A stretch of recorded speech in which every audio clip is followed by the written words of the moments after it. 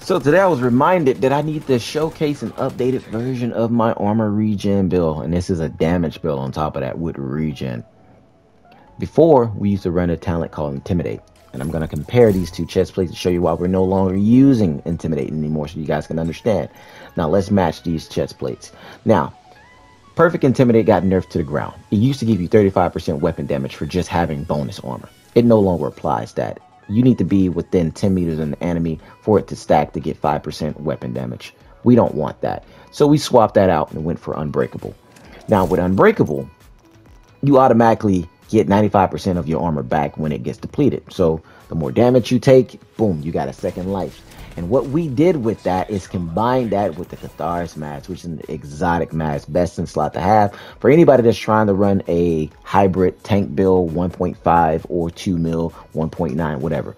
Why this mask is good, this was probably one of the greatest things that they ever gave us, because with this mask, the more damage you take from being shot at, it stacks up your weapon damage by 1%.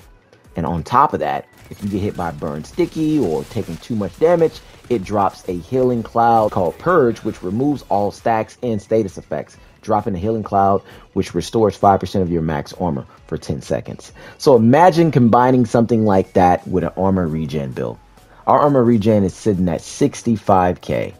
That's a lot.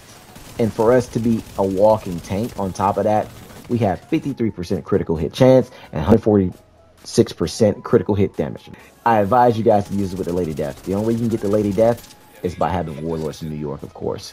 So with 2-piece Golan, you get 10% status effect and 1% armor regen. With 1-piece Bellstone Armory, you get 1% armor regen. And with 1-piece Emperor Guard knee pads, which is the name Murakami knee pads, Emperor Guards, you also get an additional 1% armor regen. And we got lucky to find some with crit damage on there, and we roll it to armor. And as you can see with these pieces right here, these 4 pieces, that's 3% armor regen right there.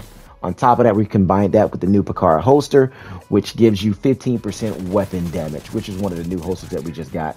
You guys are going to love it. For our backpack talent, we got a Drilling Rush. Basically, to sum it up, whenever enemies are near you, you gain 20% bonus armor.